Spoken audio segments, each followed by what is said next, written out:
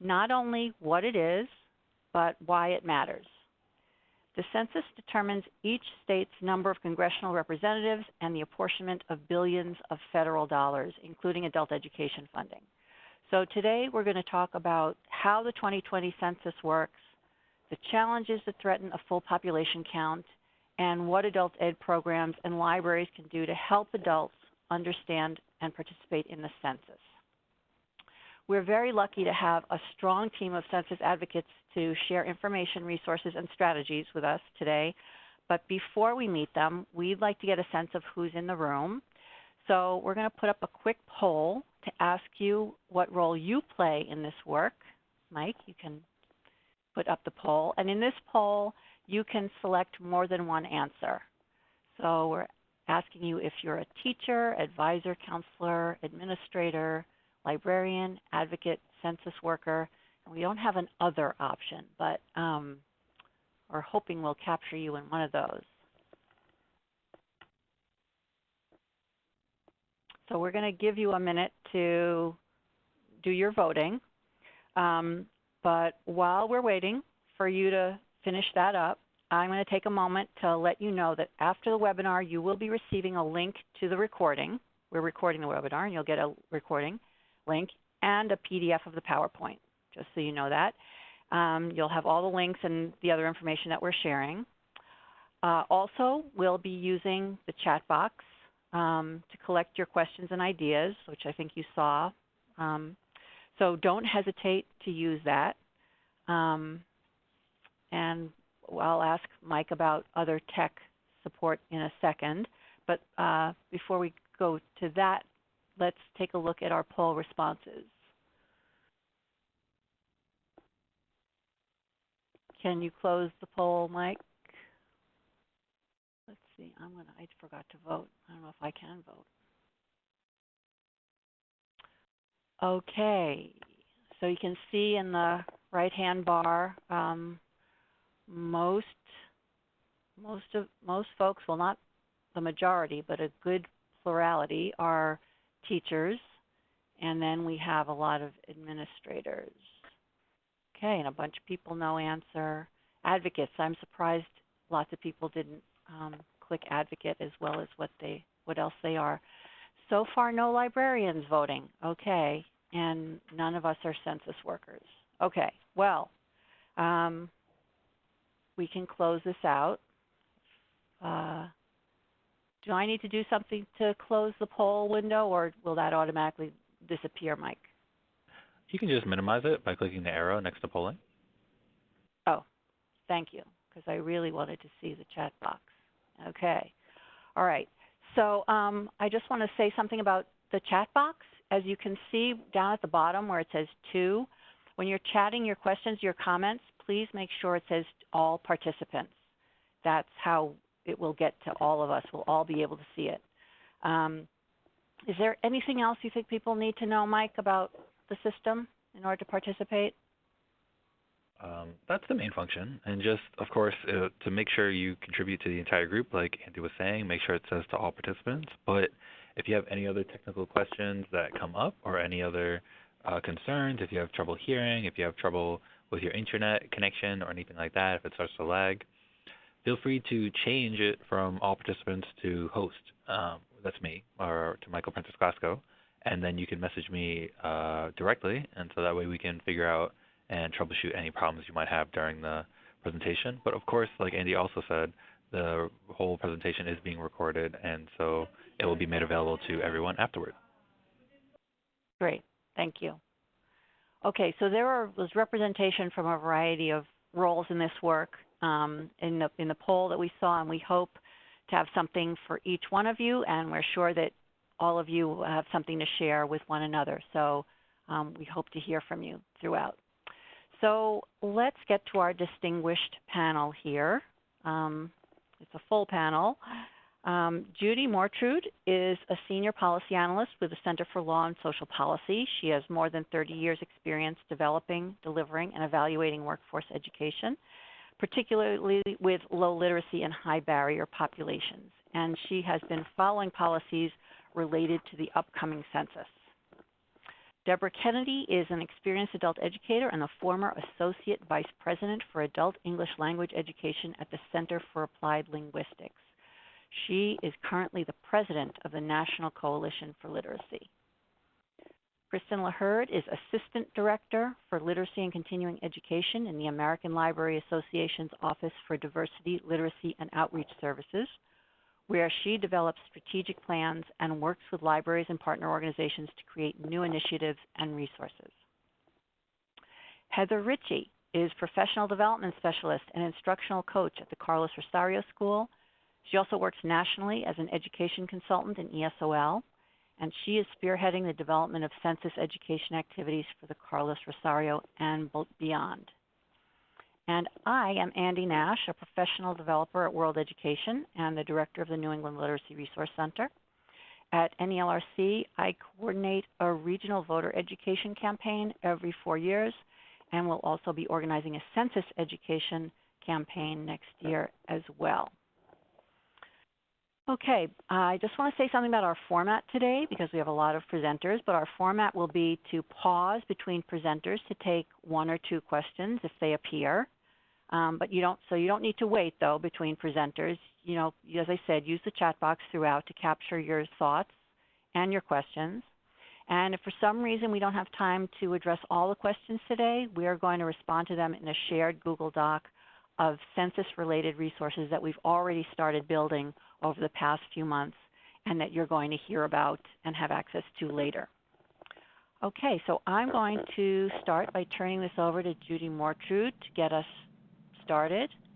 And welcome everybody, and thank you, Judy. Thanks, Amy. Yes, you can flip through this slide. Let's get right to the content. Hello, everyone. I am Judy Mortrude, and if I leave you with no other message today, I hope you'll really take away that as educators, as family members, as members of your community, the census is vitally important. So let's look at why. You can go to the next slide. So the U.S. Constitution requires an accurate count of the nation's population every 10 years. So while we do have other types of sort of population demographic counts through American Community Survey that happen more often, the decennial census is the most inclusive civic activity in our country. It covers every person in every household. So the census is truly a cornerstone of our democracy, and the data collected on the census affects our nation's ability to ensure equal access to vitally important government and private sector resources for all Americans, including across racial and ethnic lines. And as importantly, it guarantees equal representation. These functions really depend on this fair and accurate census. When I say resources, I mean, go back 1 slide. I mean resources, $800 billion annually in federal assistance to states and localities and families. And beyond those federal resources, state and local governments also use the data that's collected in the census to make their own resource allocation strategies. So these are it's information that's used to guide the community decision-making that affects schools and housing and healthcare and business investment and so much more every year. Okay, next slide. So definitely resources, but also representation, right? Census results are used to allocate the seats and draw district lines, in this example for the U.S. House of Representatives, but also for state legislatures, also for local boards like workforce boards. Here's a look at our current 116th Congress. The census population count will definitely result in some states losing seats, some states adding seats, and those additions and subtractions are very important to the makeup of this map. Next slide. So things are well underway, even though it's 2019, things are well underway with the Census 2020. Right now we're in the process of all the area offices being opened in your communities. And by next March, you're going to see postcards show up in your mailbox. And next April is the official census day. But census enumerating will begin happening in some places as early as January up in remote parts of Alaska. And then the whole thing wraps up By December 31st, this apportionment count goes to the president, and the new redistricting lines start being made. Next slide.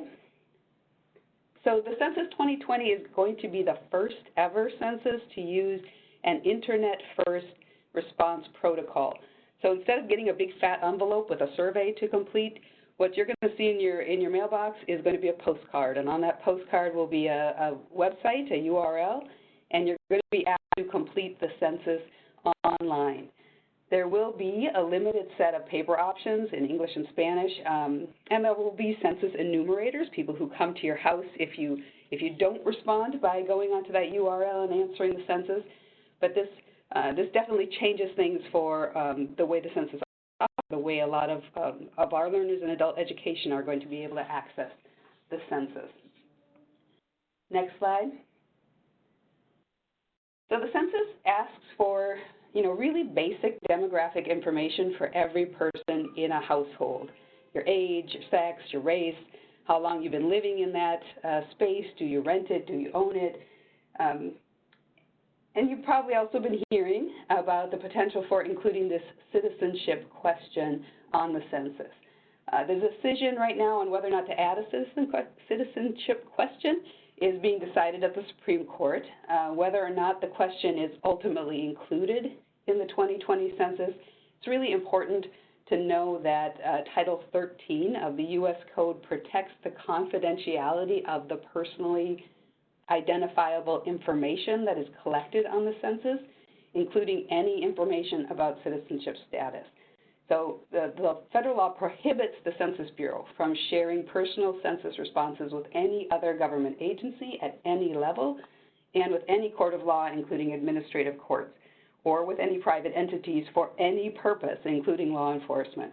As an added protection, individual personal census information may not be used to harm individuals or families in any way. So there are protections in the law about the information that's collected on the census. Next question. So what's happening right now is that about 500,000 people are being hired by the Census Bureau. These are the census enumerators over this last spring and now in the summer. This is information really for you and your community to have, or potentially with your adult learners. The first step is to go online to fill out a job application. It's quite simple. It asks some questions about education and work, other experiences. Currently, people do need to have Social Security numbers and provide a home address, an email address. You must be a U.S. citizen to apply for these jobs. But if history teaches us anything, there will be some exceptions made for that requirement for certain languages, because they really do try to hire enumerators who will be able to work deeply with communities. One thing I want to note is that the rate of pay for these jobs is really good. Yeah, I'm in DC, and here it's $25 an hour. They have this little feature on the website that lets you check that out. And after the work is finished, since this is obviously very time-limited work, a person who's had one of these jobs will be able to get dislocated worker benefits and also tuition assistance. So if you're working with individuals who are looking for jobs, it is really interesting to be able to point them in this direction. Next slide. California Adult Education, for example, is partnering with their state effort to get out the 2020 count. Many states, many localities are very worried about an undercount, which Deborah will go into. So the California adult educators have created this census enumerator course and a digital badging system to recognize the skills that were obtained. Many of our adult education students are members of communities that are in danger of being undercounted. So it's helping our learners become census enumerators trusted in the community. That can be a really powerful strategy. And one last slide from me. So I hope you are convinced at this point that the census is a critical activity, but it's also a growingly complex activity. The government and census advocates realize that the 2020 census will be challenging for many reasons. We have an increasingly diverse population, more mobile population, more informal, complex sort of living arrangements. And then at the same time, in 2020, we're going to have, obviously a presidential campaign going on, a sense of a deeply polarized society, a general sort of distrust in government, and then there is still that question about the citizenship question and what that will do. So Deborah's going to take us for a closer look at the risks of the Census 2020, and before we move there, I'm just going to respond to Marlene. Yeah, I mean, you mentioned in the chat box that the use of the census data during World War II to identify people of Japanese heritage and what that data was used for, which is the reason why the federal code now contains that prohibition to use the personally identifiable information for any reason at any level of government. It was in direct response to that, but I understand what you're saying about it feels risky. Tom, I see your Tom, you did that question privately. Okay, I'll answer that one privately. Any other questions? Go ahead and type them in the chat box, and I can turn it over to Deborah. Okay. Thank you. If questions come in for you, Judy, we'll make sure you come back into the conversation. But for now, we're moving along to Deborah Kennedy. And thanks, Andy. And hello, everyone. The census is at risk, as it says on your screen, and I want to talk about a couple of different reasons why. One, as Judy mentioned, is the danger of an undercount for a couple of reasons, and the other is the danger of fraud being perpetrated on particularly adults who don't really understand the census and might fall into a scam as a result. Next slide, please. So the dangers of an undercount, the Census Bureau maintains or does research on reasons for an undercount in populations that are typically undercounted. Here's a list of what they are, and you can see that many of these folks are a lot like folks that we have enrolled in our adult education programs. The other risks that, as I said, I want to talk about: incomplete or incorrect information, and scams and fraud. Next slide, please. So reasons for an undercount. The first one is that home address is not included in the census roster. The census is conducted on the basis of home address. The Census Bureau has ways to count, to ensure the count includes people who don't have a home address, persons who are homeless, and persons who are in prison. They have special approaches for that. But basically it operates on the basis of home address. And so if a home address is not in their roster, those people or that person will not receive a census form. In addition, there are complex household relationships. Oops, let's stay on that slide. Complex household relationships of people who are all living in the same household but are not related to one another. There's mistrust of government and privacy fears. Judy referenced the challenge of the citizenship question, but there are a number of people who simply don't answer the census because they don't want the government to know anything about them. They're just fearful about that, and so it's very difficult to get them to respond. And finally, there are language issues. The Census Bureau has hired people who are speakers, native speakers of a broad variety of languages, but there are still some communities, particularly among Asian populations, I think, that don't have anybody to translate the census form for them, to work with them. Next slide. So a lot of sources of suspicion and fear around the census. Who is sending this postcard to me? Who is calling me? Who's coming to my house? And then, as Judy referenced, what will happen to my information? Even with the assurances that the Census Bureau makes about the privacy of the information, there is concern, and there is some concern with the online completion. There is concern about cybersecurity as well. All of those things can get in the way of encouraging people to complete the census. Next slide. Concealment is a term that gets used when people respond to the census and don't list everyone in the household on their census form. When the form comes, what's supposed to happen is one person, the head of household or an adult in the household, is the completer of the form and fills it out for everyone in that household. But people don't always list everybody who is in their household. Sometimes they're afraid that they'll lose government assistance if the government finds out how many people are living there or who they are. They might have housing issues or not be certain whether somebody's going to continue living there. They might not want to expose the situation, their financial situation, or they may be anxious about law enforcement and their immigration status. This is an email. Dana Boyd is a person whose name you may have heard. She has been active in a lot of immigration-related matters recently and is a contributor to the Census Counts group, which is an online group of organizations working together to ensure a full count for the census. So concealment is a term and a problem that results from the person who is filling out the census form for a given household not listing all of the people who are in that household. Another kind of concealment that happens is that people don't always list the small children under age 5 in their household. They don't think they need to list all of the kids, but they do. Next slide, please. So how to address this? Heather and Andy are going to talk some more about this later in the presentation, but the best thing to do, or one major thing to do, is to provide information. And the Census Bureau itself has a number of handouts online. There are more since this slide was made.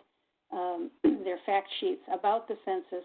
They're in English and in Spanish, and you can provide them to your learners, your adult learners, to help them understand what the census is, how it works, and why it's important. Next slide. Challenges with completion. If you've ever worked with adults with emergent literacy, you know that filling out forms is not exactly easy. And in addition, this year we have the option to complete the form on the internet. So there are challenges with how to complete it on the computer as well. The form, in my understanding, is optimized for use on a desktop computer, but not on a cell phone or a tablet. So people are going to really need to use a desktop computer if they're going to do the online completion. And so that's something to keep in mind as you're giving folks guidance on how to complete the census. But then there's the matter of understanding what is asked, being familiar with how online forms work, and then on the paper version, which everyone is permitted to fill out if they can, but they have to fill it out in English or in Spanish. Understanding what is asked and understanding how forms work, how to fill out the responses. Next slide.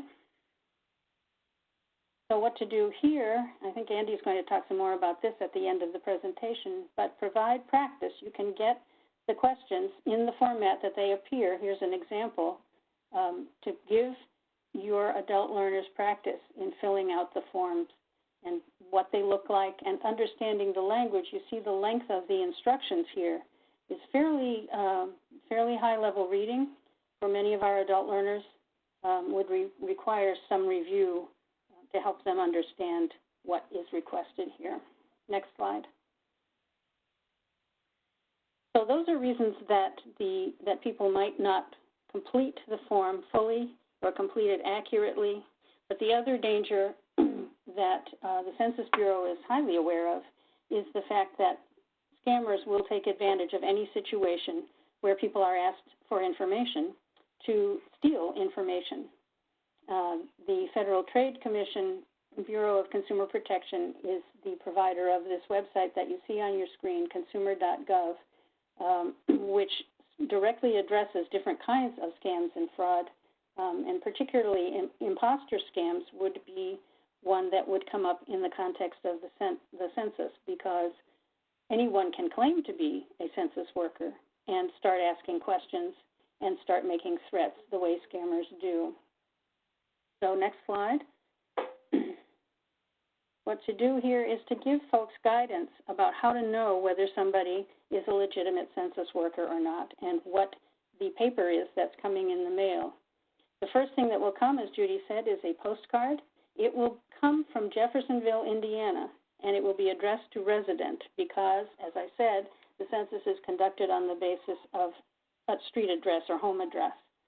So look for that Jeffersonville, Indiana postmark, and it should be addressed to resident. If it has your name on it, it's not the real census. To find out if a survey or something that you receive in the mail is actually from the Census Bureau, you can call up one of the regional offices and ask them, am I in a survey? The Census Bureau on census.gov website gives instructions for how to do that. And to find out if a caller or a visitor is actually from the Census Bureau, you can call, again, the National Center, and you can also ask to see the person's U.S. Census badge. The census workers, the last time the census was done, had vests that they wore when they went around, and I don't know whether they will do that again this time, but they all do have a badge that identifies them as census workers. And we have a whole section. Heather's going to talk about our Google Doc set of resources. There's a fraud section there to give you some guidance, more materials to give you guidance on how to deal with the potential for fraud. Next slide, Andy, please. Here's a little list of things to tell your folks that a real census employee will never do. They will never refuse to let you read their badge. They will never tell you that you must pay a fee or wire money. They will never ask for your full Social Security number, your bank account number, your grandmother's last name, your mother's maiden name, your credit or debit card number. They won't ask for any of those things. They will only ask the questions that Judy reviewed at the beginning of the presentation. They won't threaten you. If someone threatens you, they're not a census worker. And they won't make you hurry to answer. Real census workers will allow you to take your time. So these are the kinds of tricks that scammers use to make people answer quickly and give information that they might not otherwise want to give. They are things that certainly no census worker would ever do.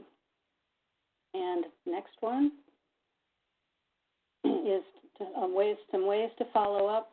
Reporting fraud is really important, and there are a couple of ways to do that. You can report it directly to the Federal Trade Commission, and you can report it also to the Census Bureau using the email address here. The bit.ly address at the top will provide you with information on how to report fraud on the web. And use the Census Bureau materials. They have a tremendous amount of material at census.gov designed specifically to address these kinds of issues and to make people aware of how to fill out the census, why it's important, and how to avoid being scammed in the process. And now, I think I have one more slide. Do I? Oh, nope, I don't. Well, another way to follow up is to work with your local library, and that's certainly a valuable thing and a great approach for encouraging people to go to the library in the first place and then to be supported in completing the census. And so now it's Kristen's turn to talk about what kinds of things the American Library Association has to offer. Well, before we get to Kristen, we have a few questions in the chat box, kind of going in reverse order because the most recent one was directly speaking to the topic you're focusing on, which is challenges. So there's a comment about the challenge from Lee Smith, challenge to communicate to lower level learners to trust that one side of government, Title 13, may protect them from fears of another side of government. You want to say anything about that? Oh, yeah, that is, yes, that's exactly the challenge, especially for English learners who come from countries where they couldn't trust that one side of government wouldn't betray them to another. I think the challenge here also is that it has happened historically that despite the protections that get put in place, things happen. And one of the things that I plan to do in the resources we're creating is encouraging people to bring in the immigrant advocacy organizations in their local communities, and have them have that discussion with students. And they may not all be messaging the same way. I think probably most of them are, but I think those are the trusted voices in a community, and I also want to know what they're thinking, those organizations. Absolutely. And I would say, actually, I think that I would tend to want to hand this off to Kristen simply because the libraries are a trusted resource in all communities, and they really can provide the assurance about how the census works, how it's worked in the past, and how they've supported people in the past. Beyond that, working with as you said, with community organizations that represent different populations, different foreign-born populations, to convey in language that works in the community, that this actually is, that the government, that the Census Bureau is intending to maintain the security and privacy of this information. Right. So, Jean, your question is going to get addressed in a few minutes. I wonder, Deborah, if you could just answer this question about what happens in a household that doesn't participate. What happens to them? What's the consequence if you don't participate? If you don't participate, the Census Bureau will attempt to follow up. They will send a person. They are going to. They have census workers who go out into the communities to try to find and connect with people who haven't responded and to respond. There will be a series of mailings first of the postcard. I think 3 or 4 mailings of the postcard asking people to respond to the census and telling them how to call up to get a paper copy if they would rather complete it on paper. And when someone then hasn't responded, the census workers will come out into the community. They are going to be bringing tablets with them, and they're going to do a face-to-face to complete the census with a person on the tablet, is my understanding. So they'll be feeding the information into the electronic database there.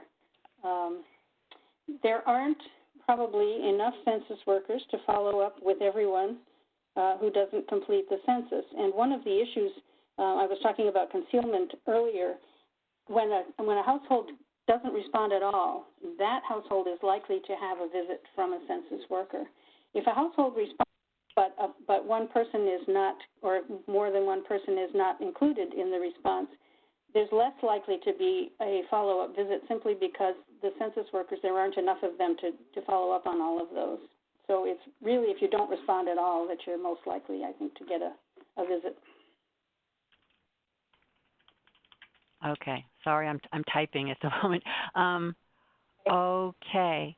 But I don't know if you said it already, but you might want to just add that it's illegal to refuse to participate in the census. So if a census worker, if you've opened the door and the census worker is there, it is illegal to actually refuse to complete the census. I think Heather probably will speak more to this question. And I think Tom's comment will probably get some responses. I'm starting to type myself, but maybe we'll go on to Kristen and let her. Tom, I'll just say I know exactly how you feel, and I have concerns about it myself. Okay, so Kristen. Okay, thanks, Andy. So as mentioned, we're going to look now at some efforts at the community level. If you want to go to the next slide, please. Do you want to go to the next one, please? Sorry. Oh, okay. Yeah, there's not. I don't have anything here. Just the one that says libraries as essential trusted partners. Yes. Is that the right one? I still see community solutions. Oh, I see libraries as essential trusted partners. Can someone else just weigh in what they're seeing? I see libraries. Okay, interesting. All right, then I'm just going to start talking then. So Much of what I'll be sharing is captured in two American Library Association resources, and again, we'll share the links to these, Libraries in the 2020 Census and Libraries Guide to the 2020 Census. I first want to highlight that, and Deborah mentioned this as well, that libraries are key trusted partners to help with the 2020 Census and have connections and resources to help with outreach and access. Libraries are positioned as accessible sources of information. Staff connect patrons to information and resources,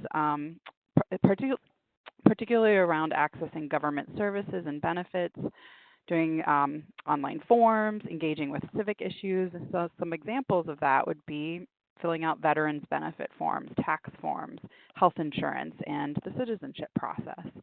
So libraries are already providing all of these services. And as we've discussed, the 2020 census is designed to take place primarily online. Libraries are the leading source of free public access to the internet, Wi-Fi, computers and other devices, and technology training. And this is especially relevant to the 24 million Americans who do not have high-speed internet at home.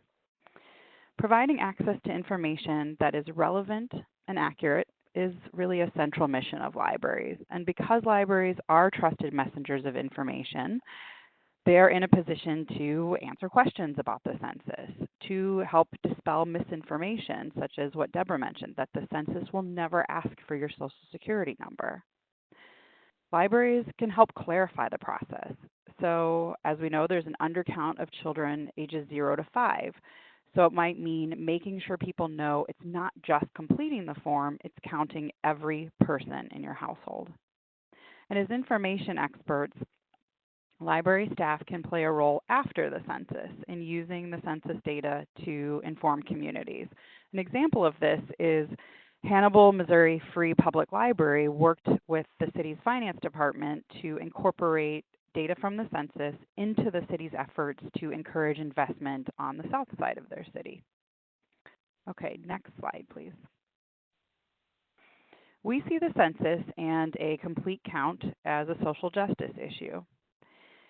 And according to estimates from one of the Census Bureau's own studies, in 2010, the Bureau overcounted white people who did not identify as Hispanic, while net undercounting close to 2.1% of Black residents and 1.5% of Latino residents, or more than 1.5 million people in total.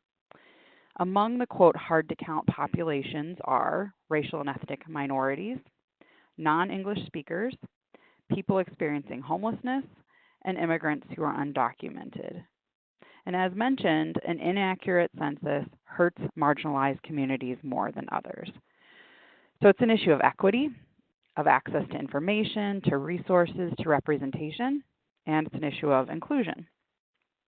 And libraries are really positioned to help with these accurate counts and with reaching the target populations because they have established outreach and services for many of the target populations, and they are seen as accessible spaces. In fact, as you can see on the infographic here, 99% of hard-to-count census tracts have a public library within 5 miles. And for 79% of those, the library is within 1 mile. And this is especially key for an online census, as those less likely to have home broadband are rural residents, people of color, and people with lower levels of education and income. Next slide, please. Okay, so last I want to talk about two specific community-based efforts, complete count committees and questionnaire assistance centers. So the image on the left is from Kentucky Youth Advocates, and that shows how volunteer committees bring together local stakeholders to reach communities and to provide education on the census. And these committees work with what's called a partnership specialist, who's their advisor and their liaison to the Census Bureau. And state, local, or tribal governments or community-based organizations form the committees, and then they invite public officials and community leaders to participate. Most of these committees include representatives from a broad range of industries and organizations, all of which have a stake in ensuring an equitable, accurate, and inclusive census. So these might include a parent-teacher organization that's concerned with a full count of the city's children to maximize education funding. And it might include an Asian American organization that's working toward complete participation by its community's members to increase their visibility and even potentially argue for a city council district representing their neighborhoods. So right now, these committees are coming up with strategies to reach their hard-to-count communities. And then in January 2020, the public awareness phase will begin, and that's to get out the information and to encourage people to respond to the census. The Census Bureau acknowledges that they do not have the relationships at the community level, and so they really rely on the organizations that do for reaching communities and helping to get the message out. The other effort is questionnaire assistance centers. And Congress directed the Census Bureau to devote funding to open local questionnaire assistance centers particularly in hard-to-count communities for the 2020 census. In the past, the Census Bureau worked with the community to establish these sites in businesses, in community centers, in places of worship, and libraries hosted more than 6,000 of these questionnaire assistance centers in the 2010 census.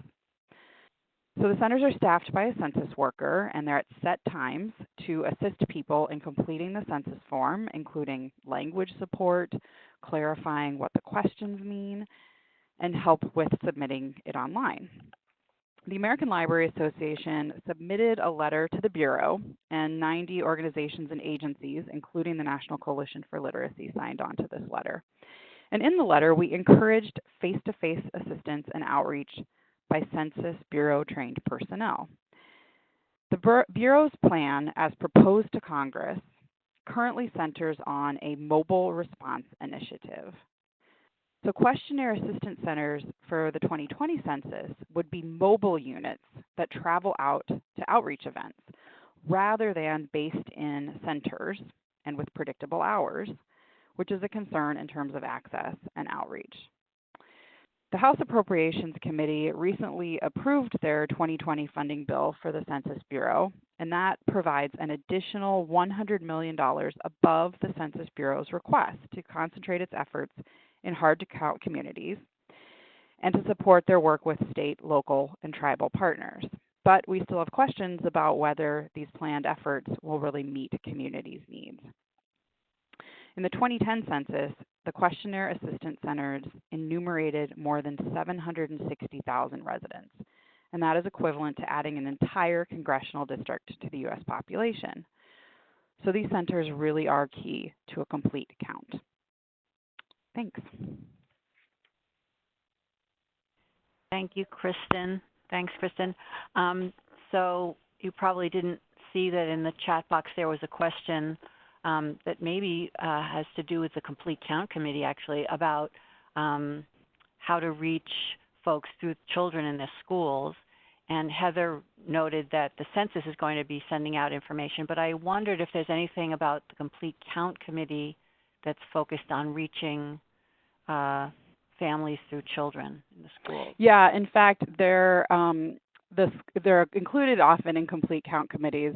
So whoever organizes the Complete Count Committees, whether it's, like I said, a state, local, tribal government, or if it's a specific community-based organization, their outreach to other groups generally includes K through 12 school systems, early childhood programs, specifically to help get a better count of children.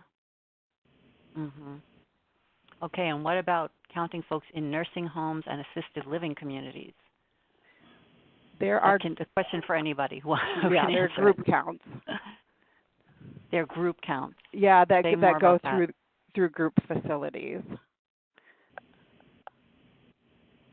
Okay. So rather than the individual, so rather than like a homeless shelter or a residential facility, the census happens through the center itself rather than each individual resident receiving their own form. And that includes prisons, is that true? Is that also a group count? I believe so.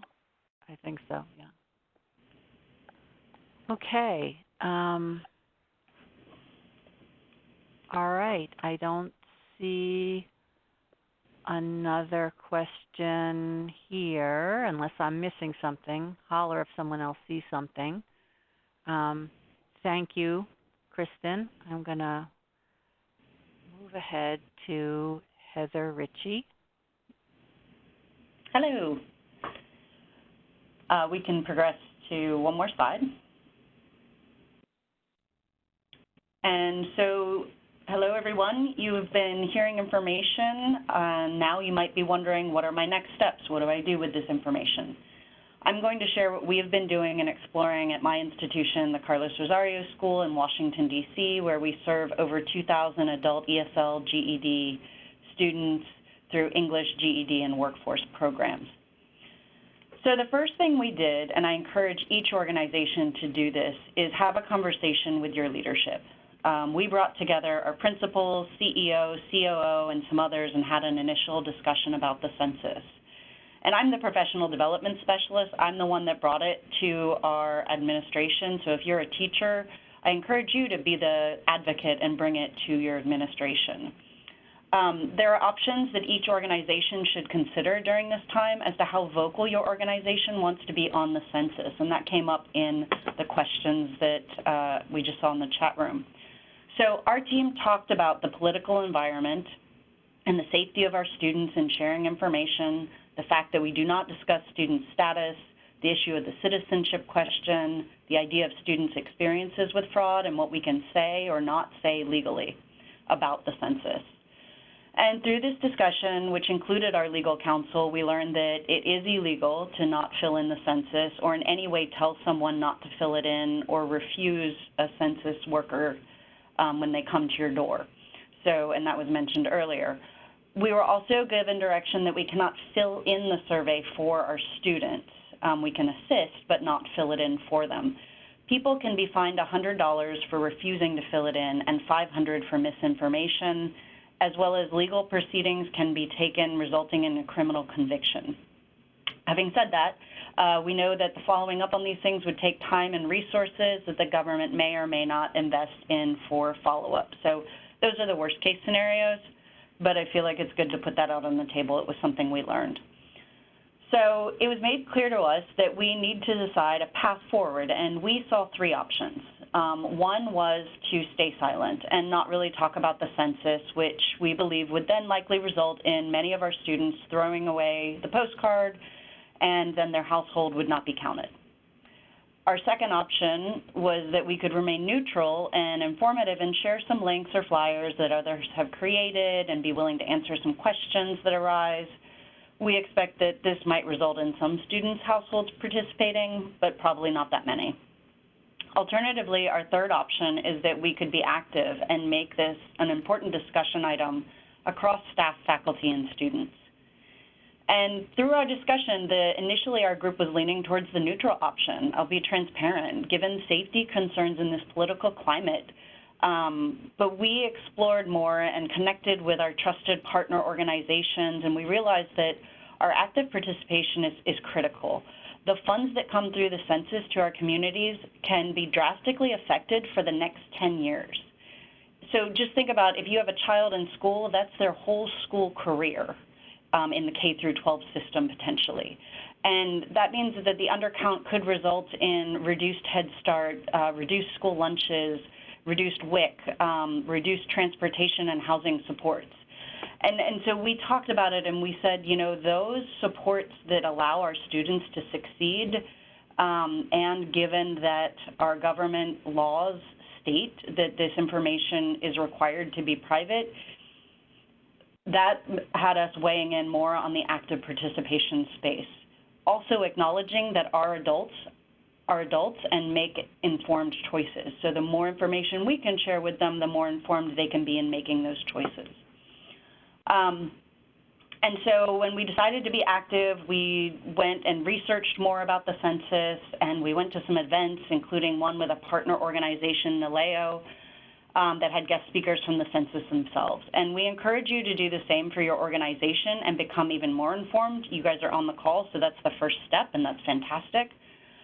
We've also created this Google shared folder that we've mentioned, and that's the bit.ly. It says should say shared resources, and it has slides from the presentations that we've attended, as well as links to that our group has found useful. And it will be populated with materials that are created for students that are student-facing for English language learners and also for teachers. There will potentially be lesson plans, and Andy can talk about that in a few minutes. There's also a copy of the questions on the 2020 census, so that might be of interest to some of you. Next slide, please. So once you decide with your leadership what you will do as to the level of investment, the next question is, how do you do it? Some ideas that we are exploring at the Carlos Rosario School are spoken announcements during and before classes, flyers created for our language populations, info sessions, and potentially walking people through the questions in advance. We decided that our next action item is to engage the student community leaders and find out what they think some good next steps will be. Fortunately, we have a student government and are able to bring ideas to them and have them consider how to best support our student community. For other groups, I would suggest asking teachers to promote a few students to be on a focus group, or ask students to volunteer for a focus group. The student voice can be hugely informative as to what works best for information distribution on this topic. I take another hat when I say this because I worked previously for the Montgomery Coalition for Adult English Literacy, where I worked with 70 English language programs, and we learned that the idea of trickle-down information flow does not always work best. And that means that if you share information with a program administration, things happen and it doesn't always get to the teacher. And the same thing, if you share it with the teacher, things happen, it doesn't always get to the student. So I encourage you to have multiple flows of information to get information to the student. And we want them to get the information from you, a trusted source, and also be able to really understand what it means. I mentioned this in the sense that the census presenters said that they take an oath not to share the information with anyone, and that's for life, not just for their tenure at the Census Bureau. And that is individual information, so they do share it in aggregate, but not an individual. And a presenter also stated that most people said they'd be happy to fill in the census when asked, but then they start looking at the questions and they're focused in such details on individuals' lives that people drew back or stopped answering or noted that they felt anxiety.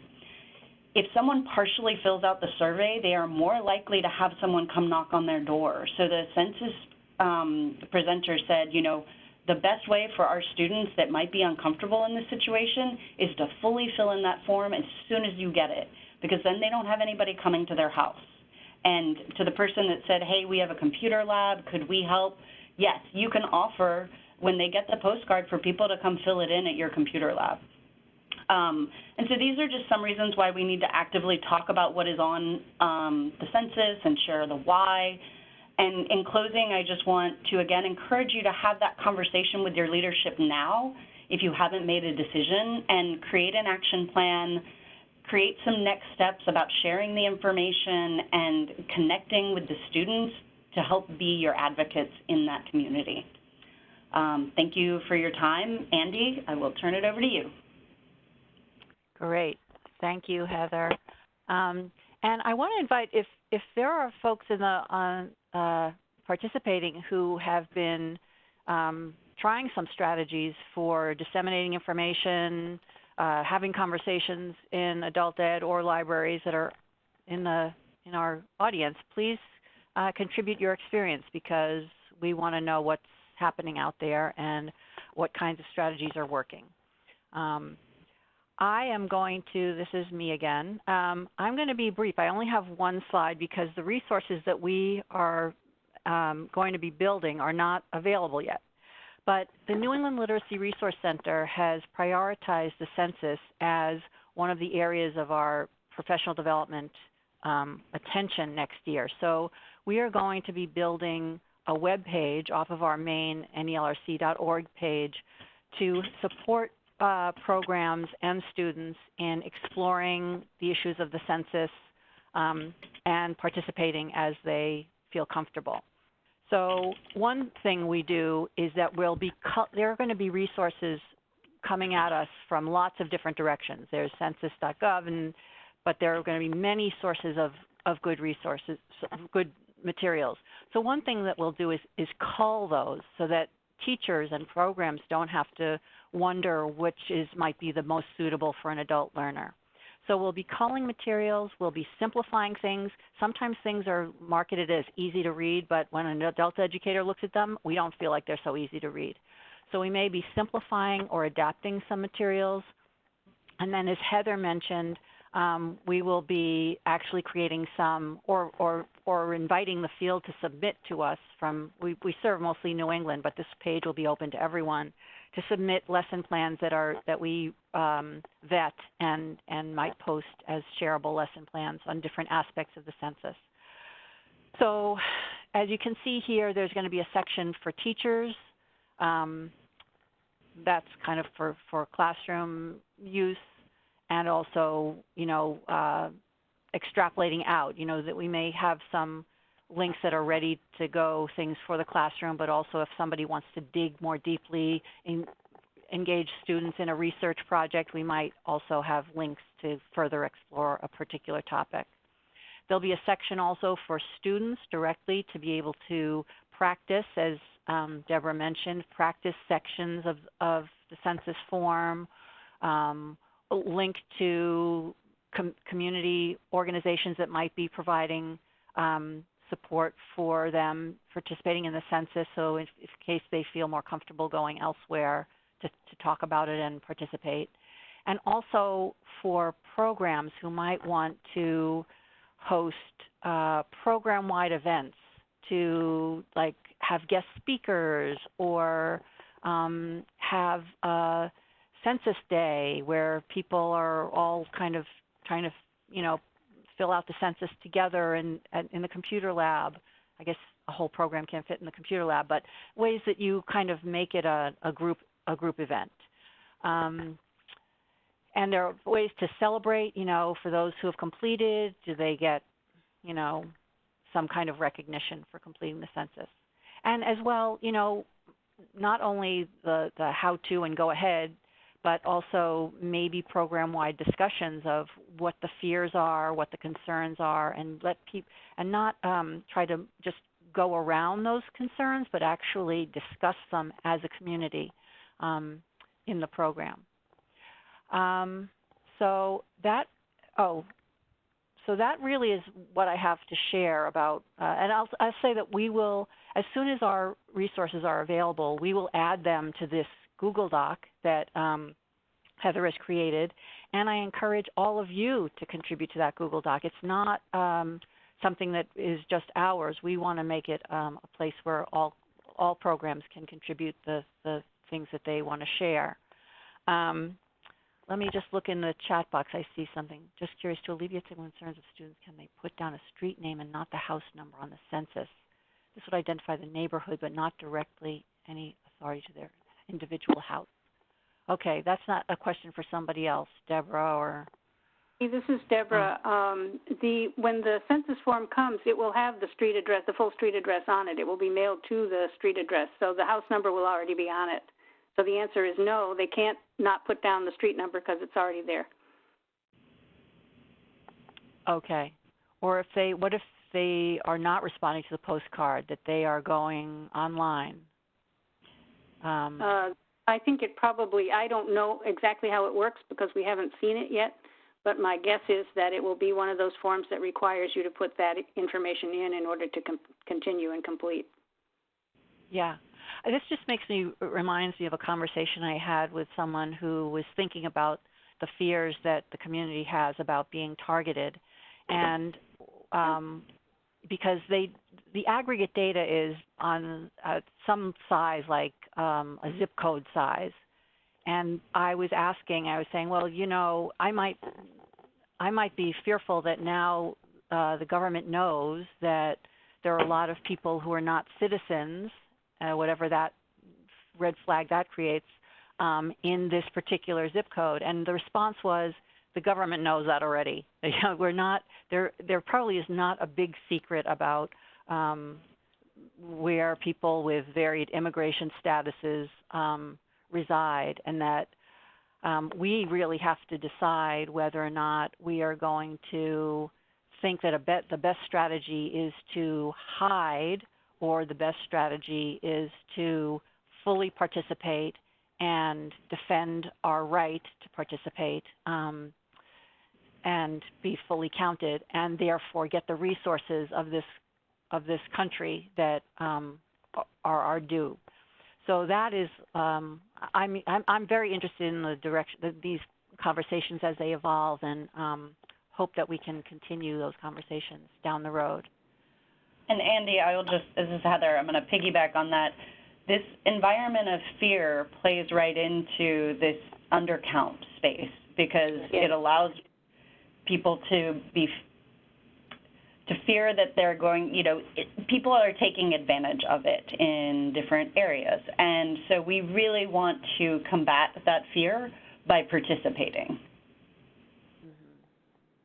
And this is Judy, and I know we focus on the resources, but I also would say we really have to think about representation and some of the latest things that are showing up in the news about, whether this is, as you say, an intentional strategy to undercount certain populations and thereby be able to draw district lines to ensure, a majority of one political party. It's just, representation is so important, and getting all of us counted is important to that as well.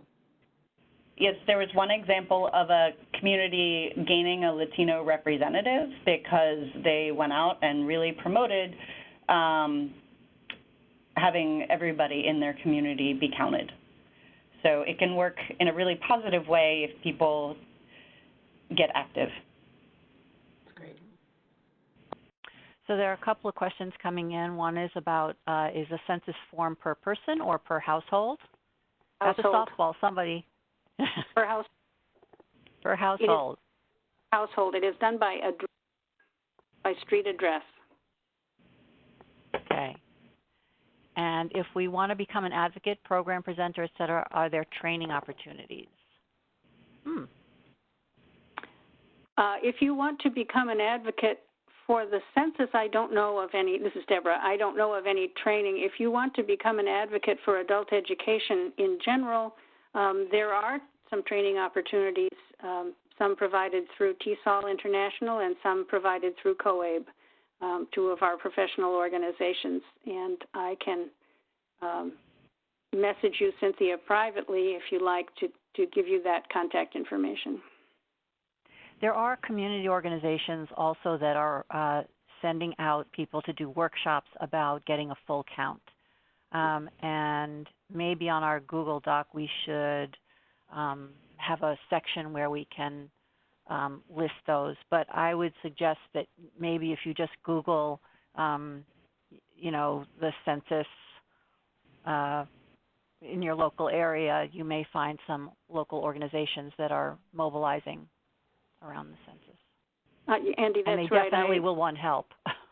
Yeah, and if you go to censuscounts.org, which is the umbrella organization for organizations working on making sure we have a full count in the census, a number of the heritage community and immigrant community organizations are there, and they have listed their resources. A great source for finding out what the Asian community is doing, what the Pakistani community is doing, and so on, and they are sending their folks out specifically targeting their populations, so you could probably find out some things there as well. Right. I don't see any unanswered questions. Does anybody else see something that we haven't addressed? Jean had a question about using their computer lab, and I think that got addressed by Heather, but I just want to be sure, Jean, that you got the answer to the question there. The answer, Jean, is that yes, you can assure and assist, but you cannot fill out the form for someone. So that's the distinction. Great. She's clear. But they could do it. They could take a group of students in and all work on it, individually on their own census forms, but together in the lab. Exactly. Okay. Well, I think that Oh, go ahead. I was just going to say the one, just also the one that was what happens to households that don't participate. We had several answers to that, but the short answer is that they might not get counted, and that might be 6 or 7 people. And if you exponentially increase that, that's a lot of people that could not be counted in a community. Yes. Good point. Okay. Well, thank you so much to all our presenters who are listed here in case you want to reach out to them. I hope they're okay with that. And thanks to all of you who are thinking ahead about how to achieve a just and equitable full count of our population.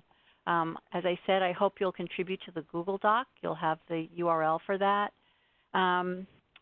And as I mentioned, you're going to receive a link to the recording and the slides. And I see that Mike has put in the chat box a link to our webinar evaluation. If you would be so generous as to complete a very short evaluation survey, that helps us know how to improve our webinars and address accountability to our funders.